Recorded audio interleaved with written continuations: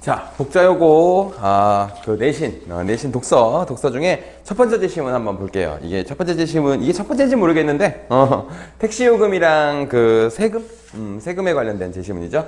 자, 이건 이제 가격 설정에 관련된 글이라고 생각하시면 돼요. 이 가격 설정이라는 것이 이제 늘 합리적으로 이루어지는 것처럼 보이지만, 합리적이지 않은 경우가 있다. 그런데 그게 사실은 특별한 목적이 있는 거였죠. 자, 그거에 관련된 이야기인데, 이게 지금 제시문들을, 지금 학생들이 아는지 모르겠는데, 제시문을 하나로 하신 게 아니라, 여러 개를 묶으셔서 여러분들이 이제 요거에 관련된 좀 약간 통합적인 사고를 할 수 있도록 제시문들을 여러 개로 묶어 놓으셨죠. 그래서 아마도 조금, 이게 뭐지? 찾을 수가 없네.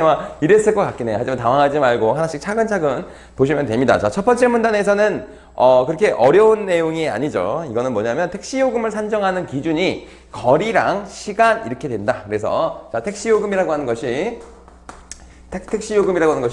자, 거리나 자, 시간으로 이제 가격을 매기게 된다. 이렇게 얘기를 하는데, 여기서 거리 같은 경우에는 우리가 지금 합리적으로 우리가 이제 그 가격을 수용할 수가 있어요. 거리가 멀리 가면 돈을 더 많이 내는 거 그럴 수 있죠. 그치? 그런데 시간 같은 경우는 어때요? 시간 같은 경우에 우리가 택시를 왜 타죠? 택시는 조금 빨리 달리려고, 그쵸? 빨리 가려고 그렇게 타는 거잖아. 그럼에도 불구하고 시간이 더 많이 들수록 더 요금이 더 많이 나온다는 것이 조금은 좀 약간 가격의 역설 같은 것이 아니냐, 약간 이런 생각이 든다. 첫 번째 문단에는 그런 얘기를 하는 겁니다. 그래서 밑에서 첫 번째 문단의 밑에서 한 세 번째 줄, 자, 이거에 대해서는 이제 문제가 어떻게 나올 수 있냐면, 자, 여기 거리와 시간에 따라서 요금을 매기는 것이 어떤 점에서 비합리적이냐, 어떤 것이 좀 비합리적인 요건이 요소가 무엇이냐, 이거에 대해서 이제 보기에서 나올 수 있으니까 이걸 조금 잘 정리해 두셔야 될 겁니다. 오케이? 그래서 시간이 많이 드는 것은 그러니까 탑승자의 입장에서는 더 안 좋은 것인데, 시간이 많이 들수록 더 돈을 많이 내잖아요. 그쵸? 자, 그럼에도 불구하고 뒷부분에 나오지만 이것은 택시 기사분들의 기회 비용과 관련이 있는 겁니다. 택시 기사분들은 거기서 되게 체증이 심한 곳으로 가서 만약에 오랫동안 지금 운행을 해야 된다면 다른 승객을 못 태우게 되죠. 그쵸? 그런 것 때문에 이 시간에 대해서, 그러니까 탑승자의 입장에선 굉장히 역설적인 이게 가격 요금제이지만, 자, 택시 기사분들의 입장에서 봤을 때는 시간을 많이 쓰는 것이 택시 기사분들에게는 약간 기회비용에 따라서 자기가 이제 돈을 못 버는 시간이 되는 거니까 그렇다라고 해서 이제 뒷부분에서 설명이 됩니다. 근데 어쨌든 이 첫 번째 문단에서 세 번째 줄, 제품의 질이 좋을수록 가격이 더 비싼 것이 합리적인 가격 결정 공식이다. 자, 그래서 거리를 더 많이 가는 것은 제품의 질이 더 좋은 거예요. 그래서 더 많은 가격을 요구한다고 해도 상관이 없죠. 하지만 자, 이 시간이 늘어나는 것에 대해서 요금을 부과하는 것은 약간 역설적이다라고 하는 겁니다. 그러나 택시를 원하는 곳에 되도록 빨리 되돌아주는 운송수단이라고 본다면 여기서는 그러한 공식이 거꾸로 적용된다. 즉 서비스의 질이 나쁠수록 요금을 더 많이 내는 것이다 라고 되어 있죠. 자, 그 부분은 이제 요 시간에 관련된 이야기다, 이렇게 보시면 되겠어요. 자, 이게 첫 번째 문단에 대한 이야기였습니다. 자, 그럼 두 번째 문단으로 가볼게요. 자, 두 번째 문단 같은 경우에는 아예 예를 들어서 설명하고 있습니다. 자, 그래서 자, 여기서 A에서 조건, A국의 택시 요금 계산 방식이에요. 자, A국의 택시 요금 계산 방식인데, 자, 첫 번째, 자, 기본 요금이 2,000원이다. 자, 이 기본 요금이 2,000원입니다. 그리고 500m당 또는 60초당. 그래서 자, 500m당 이 500m당 500m 이렇게 쓰면 안 되죠. 500m당 100원 또는 60초당 100원. 자, 근데 여기 뭐야? 5원 또는이죠. 그래서 이 기본 요금에다가 얘를 더하든 한다는 겁니다. 그렇죠. 거기 써 있습니다. 500m당 또는 60초당 100원의 주행요금을 내야 된다고 가정해보자. 자, 여기서 기본요금은 택시를 타고 이동한 시간이나 거리에 대한 요금이 아니라 택시를 타는 순간 기본적으로 내야 하는 요금이고, 그리고 택시가 시속 30km 이상으로 달릴 때는 거리 단위로 주행요금을 매기고 라고 되어 있어요. 그러니까 여기 이제 잘 보이나요? 선생님 너무 이게 붙여서 써놨죠? 다시 이렇게 써보겠습니다. 자, 그래서 100원이 60초당 이렇게 되는데, 요게 이제 요거 아니면 요거예요. 자, 그런데 요게 기준점이 있습니다. 기준점이 뭐냐면, 자, 시속 30km입니다. 자, 시속 30km 이상일 때는 거리에 따라서 요금을 매기고, 30km 미만일 때는 시간에 따라서 그 가격을 매긴다. 이렇게 되는 거죠. 그렇죠? 자, 따라서 시속 30km는 요금을 계산하는 기준이 달라지는 값이므로 이걸 임계값이라고 한다. 자, 이게 좀 중요한 용어가 나왔네요. 제가 이게 임계값입니다. 자, 임계값이라고 하는데 임계값이라고 하는 이걸 넘어섰을 때 달라지는 지점을 우리가 임계값이라고 하죠. 그래서 30km를 넘어갔을 때와 30km가 안 됐을 때로 가격이 분리되기 때문에 이걸 임계값이라고 부르는 겁니다. 자, 이거는 뭐 그렇게 어려운 내용이 아니었을 거예요. 자, 그리고 이제 여기 그래프가 나옵니다. 자, 그래프를 한번 설명해 볼까요? 자, 그래프를 한번 보시면요. 그래프가 자, 이렇게 여러분들 많이 본 그래프입니다. 자, 시간이랑 거리죠. 아마 여러분들이 과학을 선택하신 분은 아실 텐데 여기서 이 그래프가 이렇게 기울기가 뭐가 되는 거죠? 기울기가 속도가 되죠. 그쵸?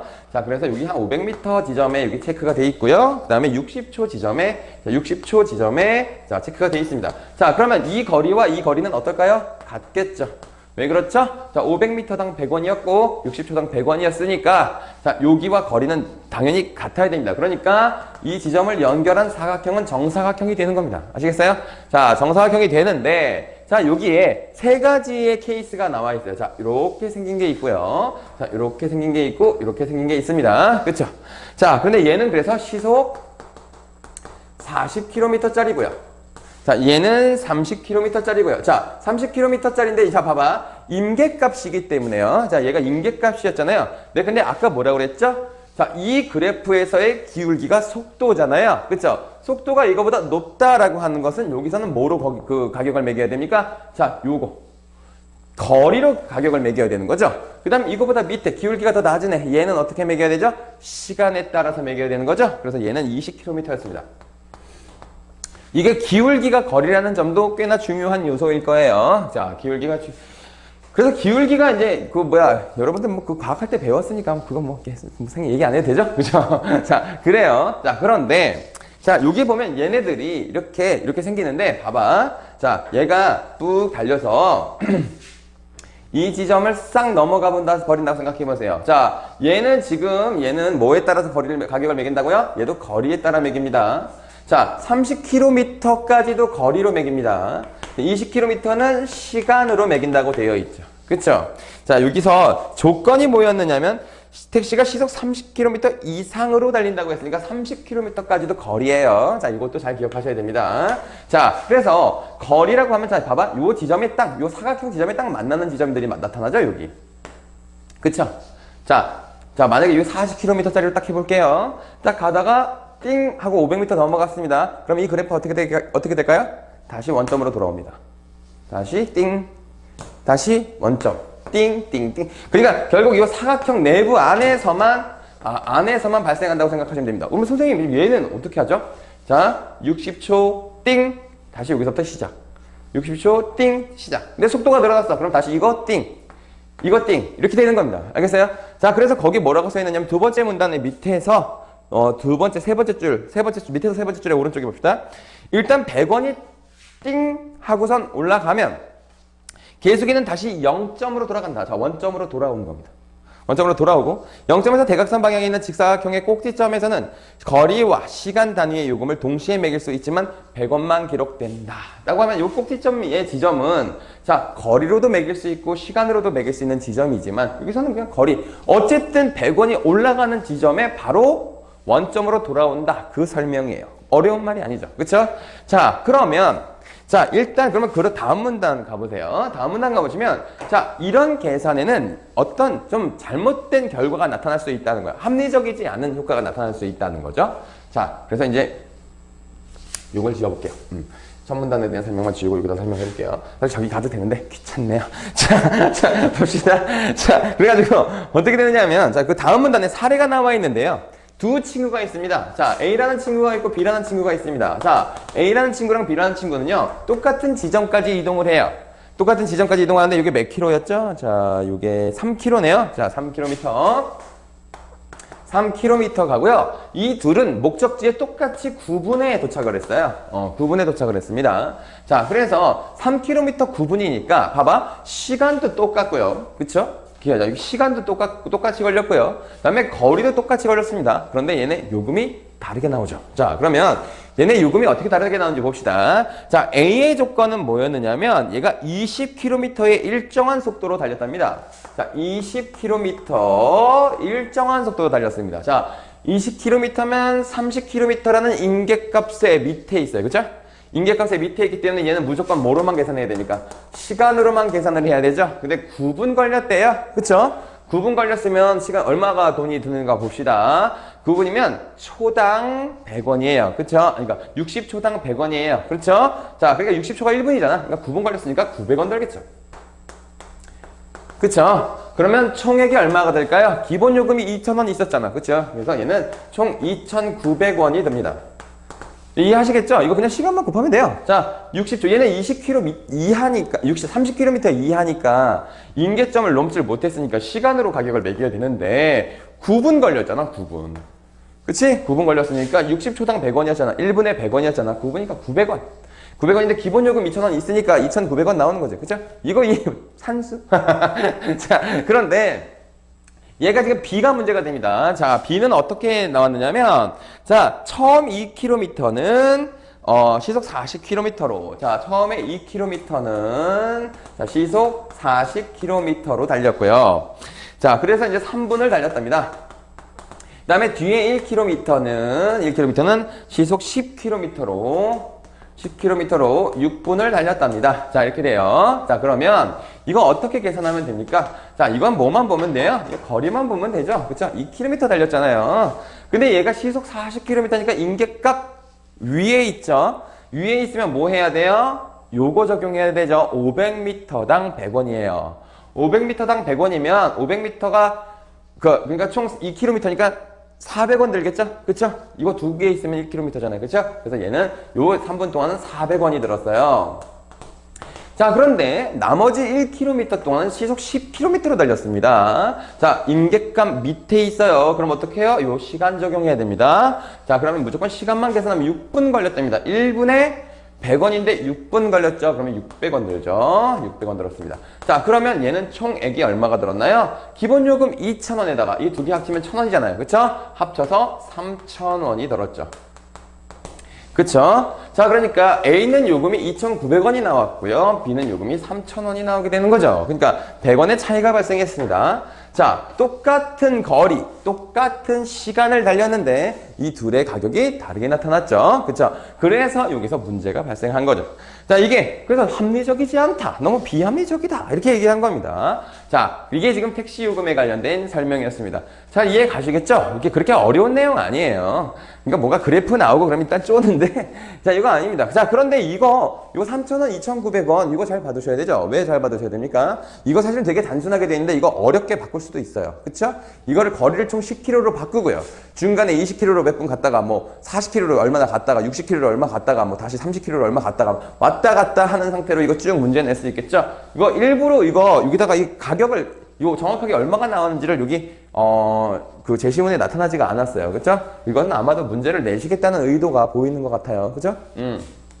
그리고 이 그래프에 대한 이해는 얘가 속도다. 이거 기억하시고 그 다음에 여기서 저 돈 내고 나서는 원점으로 돌아온다. 이것만 기억하시면 됩니다. 자, 그러면 이제 택시 요금에 관련된 거는 여기까지 하시면 될 것 같아요.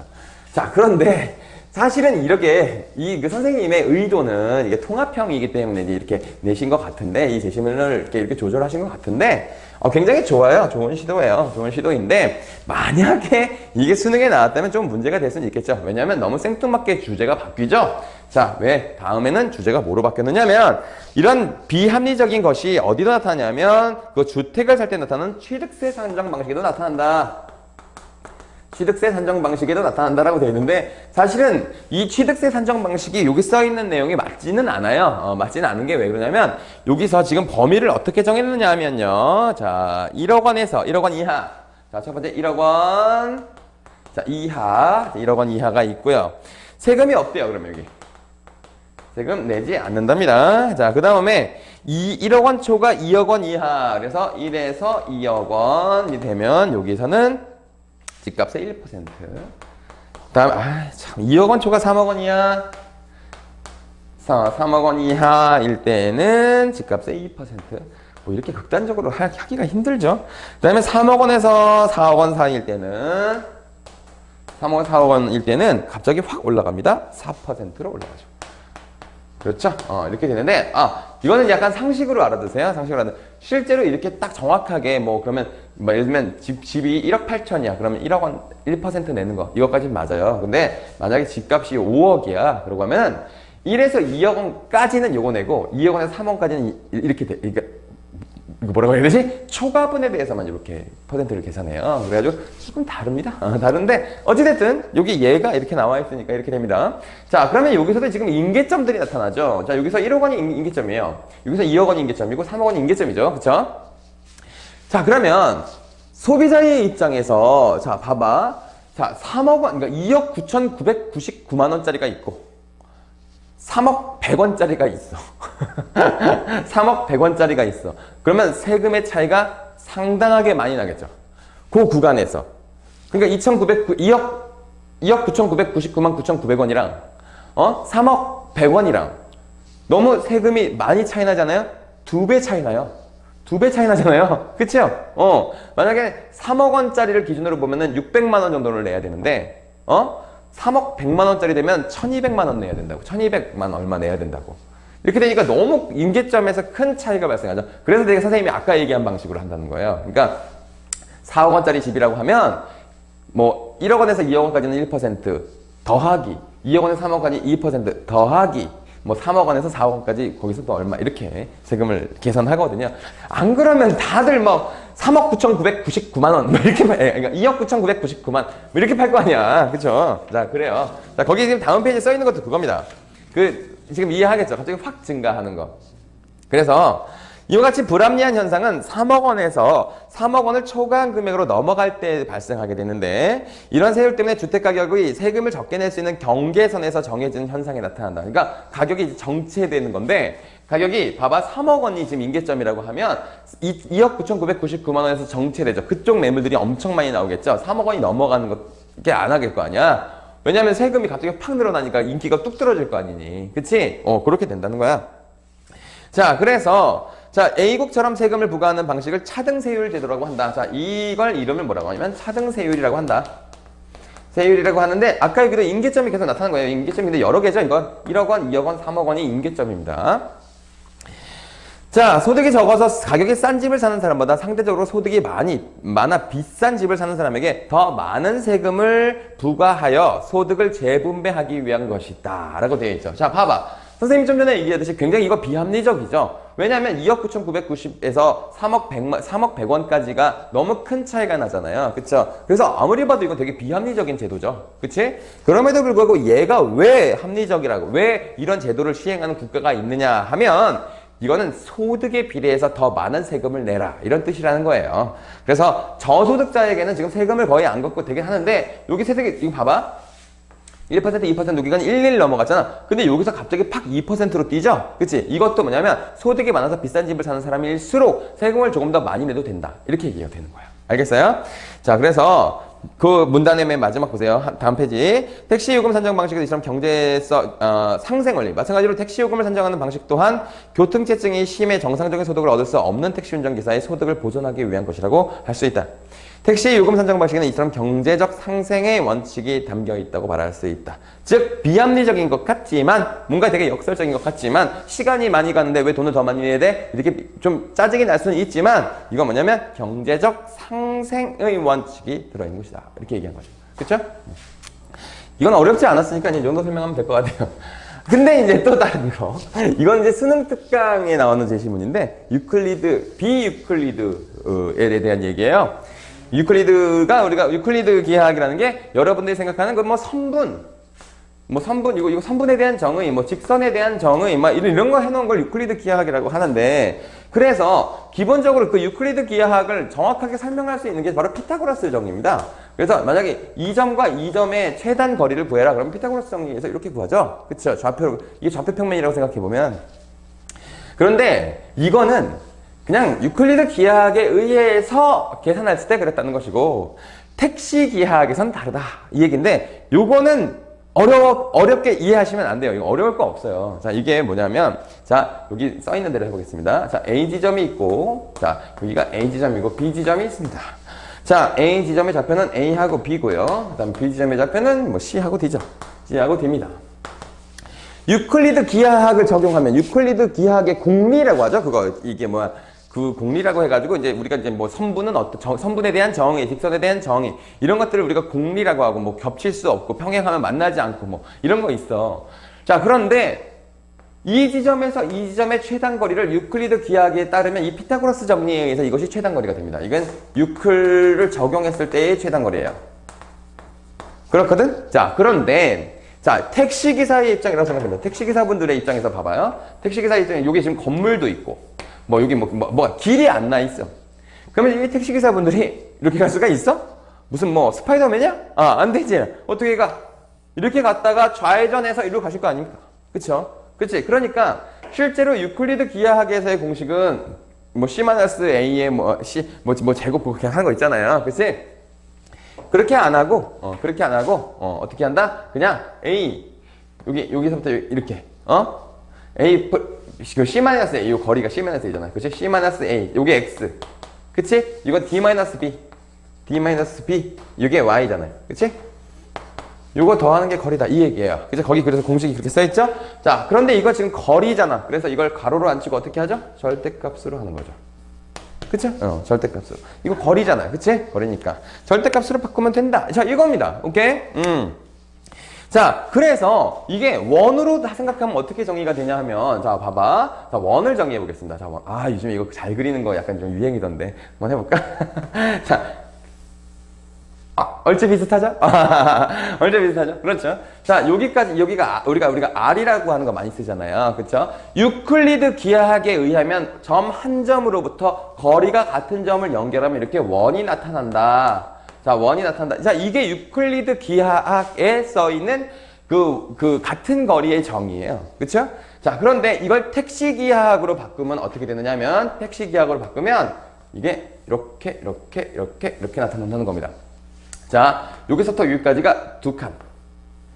여기서부터 여기까지가 두 칸. 그쵸? 그 다음에 여기서부터 여기까지가 두 칸.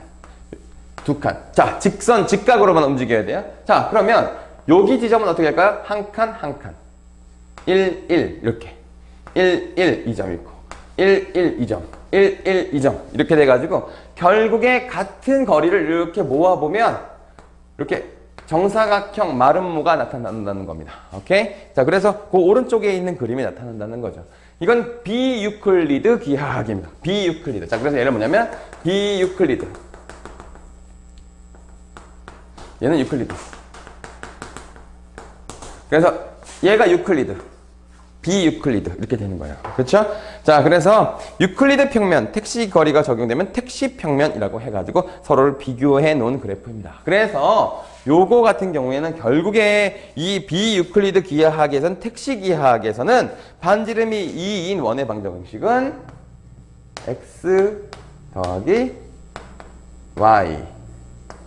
y는 2 이렇게 되는 겁니다. 자, 얘 같은 경우에는 이게 뭐 x제곱 플러스 y제곱은 뭐 r의 제곱. 자, 요 그래프잖아요. 그쵸? 이거는. 그치? 근데 택시 기하학, 그러니까 비유클리드 기하학이 택시 기하학이죠? 택시 기하학에서는 이렇게 표현이 된다. 자, 요 얘기입니다. 그래서 실생활에서 두 지점 사이의 거리는 택시 거리를 수식하는 것이 더 현실적이다. 그렇지? 택시기사 아저씨들이 원으로 운전을 해서 다니나? 그렇잖아. 택시 평면 위에서 유클리드 기하학의 내용들이 옳지 않다. 그래서 택시 기하학은 비유클리드 기하학이지만 오히려 실생활을 효과적으로 설명할 수 있는 것이다. 됐죠? 이게 별로 이렇게 연관성 없는 제시문들을 묶어서 하나의 제시문으로 만드신 거예요. 그러다 보니까 자료 찾기가 힘들었죠. 그렇죠? 자, 그런데 여기서 문제 나올 수 있는 건 그냥 거리 구하는 거. 그리고 유클리드와 비유클리드의 거리를 각각, 그러니까 보기에 이렇게 생긴다고 생각하시면 되겠죠? 뭐 1번 보기 해놓고 유클리드로 계산하면 얘는 루트 2의 거리이지만 비유클리드로 계산하면 택시 기하학에 의하면 거리는 2이다. 뭐 이렇게 나오겠지. 그치? 루트 2, 요렇게 나오는 거. 그런 문제가 나오지 않겠어요? 그쵸? 그러니까 사실은 이제 어렵게 생각하지 말라.